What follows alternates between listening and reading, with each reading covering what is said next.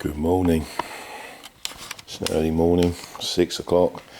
Cup of coffee made. Feeling good. Right, I've got a car coming this week. Kuga, a 2 litre TDI 2010. Customers complain. ABS light, traction lights on, power steering light on the, and also sent me a video of the lights pulsing. So that's what they're complaining about. So first thing we done. Oh, this has been around the block a few times as well.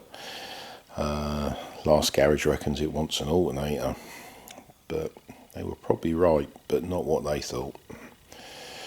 So first thing we'll do is we're going to actually plug into the scanner and see what we've got. Let's have a look. So as you can see, this is the engine ECU, and then we've got ABS. We're getting a lot of this: battery voltage high, battery voltage high, battery voltage low. And then we got another page here, more battery, more battery, more battery. Lost control, it's probably down to battery. This one here, probably no power. Again, canvas, no power, I would have thought. Oh, battery pack voltage out of range. Oh, here we go again, system voltage low. And in the PAT system, we've also got all those. Now, where do we start? So the first thing we're going to do is we're going to clear all the codes. And the one that come back was this one. Smart alternator fault, sensor circuit, invalid serial data received. It also came back with short circuit to ECU. So what we've done is I'll check the alternator, because obviously there's got to be something wrong there. And the scanner, right in the top corner, it's telling me it's actually reading 12.2, 12.4 volts, and that's with the engine running. So obviously the ECU can't see, or I don't believe the ECU can see the voltage coming from the alternator. So let's just check the alternator first, which is this. So as you can see, it's trying to charge it. And what you do is when you load these up, this is your duty cycle. And what happens is they get closer together, which then commands the alternator to charge. And then this, which is the signal to the ECU, this then tells the ECU what everything's happening. And I believe that the actual the wire to the ECU is not working. So no one's been into the ECU because it's still got the old security tabs on there. So I've ripped those out and found me some information on the ECU. So it's 2 wires I'm used to. It's A9 C45. And I've gone into C45 and I've gone into A9. So I've put the oscilloscope into the alternator, into the actual ECU. Well, this is what I can see. I can see the same as this, which I should see because it's on the same wire. So this is the ECU commanding the alternator. But on the actual signal from the alternator to the ECU, this was flatlined. I even swapped the wires around, but I checked them before, put them on a battery just to make sure they were reading 12 volts, but I still have to swap them around because I think there's something wrong with my leads, not there's something wrong with the ECU. Don't know why I do that. Mad. Anyway, so I'm thinking, great, I've got a broken wire in the wiring loom. So I've got one of these little tabs. Where are they? Let's have a look. One of these. And I've put this, and what it is like a little prick in there. And the prick goes through, just taps into the wire, and you can then read what's coming out. Now, I don't normally use those, I normally just back probe. But where I've actually put it in there, I can now see, and I'm only a centimetre away from the actual terminal to the ECU, I can actually see this working. So that's the terminal in the ECU. So I've ordered up an actual terminal. Well, actually I've ordered up a whole complete wiring loom. Because I want one of them tiny little terminals in there. I've tried Ford, so if anyone out there knows what the actual part number is, I'd be grateful, because then I can keep a few new ones in stock, and I think I'm going to get a few more. And put the new terminal in, fixed it all in, and now the scanner's gone now up to 14.9. It's a bit high, but yeah, I mean, we couldn't get this car in for 4 weeks to start with. I mean, we are that busy, so it's been driving around like this for 4 weeks I know of, and it's now reading 14.9. It didn't matter if I put a load on or not, it went to 15.8, and then I drove it down the road, and then it gets up to 16.9. So now I know I've got a problem. So now I'm going to change the alternator, because the signal, it's not telling it to get up there. So there's got to be something wrong with the alternator. Change the alternator, and I'm going to change the battery, because any battery taking 16.9 volts, there's trouble coming later on, and it's having a new battery as well, even though it might be a new one before, because this car's already had a new alternator and a new battery. So I fitted them all in, and battery voltage now 14.5, and it goes to 14.8 at times. Even then I thought that was a little high, but it certainly wasn't ramping up, and it was good. So now I've cleared all the codes, and I'm going to see what actually comes out of this. So plug into it, and it's got ABS high, and obviously the old instrument panel. He's what is it, U1900? Yeah, that's the good one. So what I did is I took the instrument panel apart. It's been away, it's all marked up, but I was careful as I took it apart, so the old security tabs weren't taken, just to have a quick look. And all on the back of the instrument panel, I don't think anyone's done anything to it. There's no new solder joints in there where they're cracked. Got my old magnifying glass, and there's no cracks on the actual on the back of the board. So I've stuck that back together again. I don't think that's my problem. But ABS volts high, is that just come back and wound me up? So I cleared the codes, and where I don't have time to drive them all day, because I've got so much in here, and this is an intermittent volt, it doesn't happen all the flaming time. So I drove it home, and again nothing happened, but I left a little bit earlier that night, and it was still daylight, and I think that might have been a reason. So next morning I remember it was cold, and I hate the cold, and the front windscreen's all frozen up, and first thing in I think, cool, we've got a heated front screen, which you can only actually use when the engine's running, so it must pull some current. So I started her up and pressed this button, and the engine management light comes on, and I'm thinking, what's that? Or don't understand, never seen the engine management one come on. So get it back to work, plug into it, and it's come up with throttle position sensor. And I thought, what the hell's that got to do with it?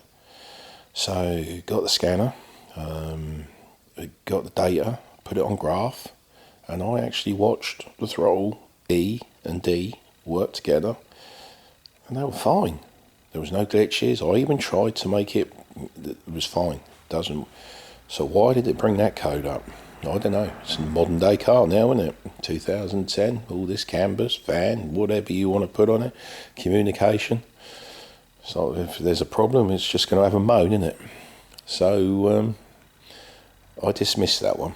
So I cleared the code, and be honest, that one never came back. So taking down the road, still got this ABS high, and I don't understand it. I mean, I've got my Pico on the battery. I'm watching that like a hawk. I've got I'm watching the scanner, and this battery is not getting above 14.5 at all. So where do I go from now? And I still think I've got a problem, and obviously the engine management's knocking me on the back of my head as well. So that night I didn't finish till about 8 o'clock, so it was dark, just to get some of this work out the door. And obviously I've turned everything on, because I think there's a load issue with this car. So I've put all the load on, and yeah, it was fine, it was happy. Drove it back, got about 100 yards from home, and as I say, I'm only about half a mile away from home, and all the lights come on, everything comes on. I've got the steering's come on, I've got ABS coming on, I've got a party going on there. And then also what's happening is I've got the headlights pulsing. After 10 days, I've got the headlights pulsing. Jesus Christ. So with everything I've done at the moment, and my experience and my testing, I've voltage dropped it, and it doesn't come back with nothing. So there's got to be some sort of underlying fault here. And obviously came back again. Yeah, voltages again, all on there. But it felt as though the car was saying, I want voltage. No, sorry, take that back. I want amps. And you're not giving them to me. And obviously the battery is what holds all the amps, and the alternator is only charging the battery. It can only keep the car going as long as it can. And I believe the car then was running on its alternator. This is what the pulsing of the headlights were. And there was a big problem. And I'm thinking earth. I've definitely got an earth, and why is it earthing badly? So next morning, start her up, she starts fine. Drive around here, no fun, nothing, no problems at all. So the first thing I'm doing is we're going into earth and what we're doing. And this is what I've looked at, and then I'm going to go over a scenario of what I think's actually happened to this car. Could be wrong. If you've got any other ideas, great, bring them up. I mean, we're all in a learning process here, and we all need to stick together on this one. So this is what I've got. So as you can see, someone's already cleaned this, and what I've done is I've made a new wiring loom for the earth. But what I've done is I've put it on here with a nice big solid bolt, and it's tight, and it's actually on the turret there. But on this plate, now if you have a look at this plate, on this plate, it's only got 3 spot welds in here. And what I believe is the current is that I believe there's probably corrosion around the back there, which is making a resistance. It's getting hot, and that's what's causing some sort of a flow issue of the earth. This is my theory, because everything on this car now, I haven't got any fault codes, and I've done three test drives. And this car will throw a flaming fault code up if it's not happy. It moans on anything, but I've got nothing. My lead, I've put all the power on, it's all reading great. The alternator is charging brilliantly. It's doing what it's meant to be doing. So I think I've found the fault. Well, I have found the fault. So here's my scenario of what I believe happened, because as I say, I never saw this car for 4 weeks. And it's been driving around like this for a while. I believe the earth is the problem, and what's happened is the alternator is trying to charge the battery, and what it's done is it's actually it's burnt the terminal out on the actual ECU, and then after that the alternator's been on its own, really. The ECU don't know what to tell it, but it knows it's getting a draw from the lights and everything like there, because it can't see what the alternator's telling it. And I believe this is the whole scenario of what actually happened. Wish I saw it before, but as I say, I don't have time to get them in here. I've got too many now. But at least I've got to the bottom of this. So if you've got a Kuga, just try this first. If you've got a Kuga and it's bringing up steering problems, ABS problems, move that earth strap. Just try that to start with. Yeah, put it on the turret and see what happens. And I believe that's going to halve your problems in one hit. I don't know if anyone else has found it out there or found this before. It'd be nice to hear how you actually come to the conclusion of how you believe it's this or don't believe it's this.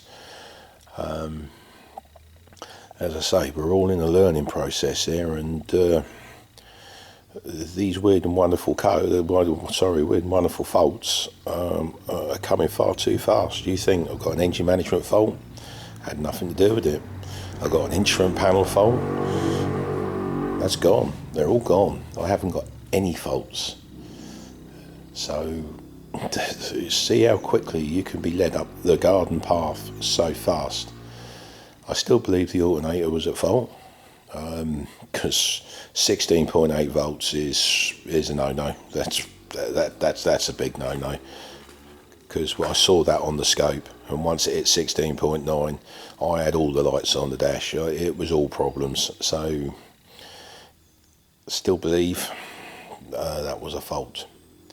Now I'm hoping that this is helpful, because I mean, I've had this 2 weeks. I haven't been working on it all 2 weeks. I've been waiting for parts and waiting for bits and pieces to come through, and time. But I've found it, and it's running great. I mean, I can't do anything more to make the problems come back. Everything seems to be brighter. Even the headlights are brighter. I've noticed that on the main beam in here, but they weren't that dull to start with. It's these modern lights, they are bright. So I'm going to leave it there. I'm hoping you've actually enjoyed it. I'll see if I can make a few more videos if they're going to be actually useful to someone. I quite enjoy doing them. It's good for me old mental health at the moment, just to actually put something on camera, and makes me think sideways. So it's Friday, and it's Chippy Friday. I've got the old man coming round. He's 80. He's coming round for his old chips, silly old sod, and it's good to see him anyhow. And you all have a great weekend, because it's getting nice. It's starting to get warm now, and I hate the cold. I absolutely detest it. Until we get to 30 degrees, you're going to see no shorts on me, I promise you. Christ, I've still got thermals on. So I'm going to stop waffling now, and I'm going to say Bye bye, and have a cracking weekend. Be good. Bye.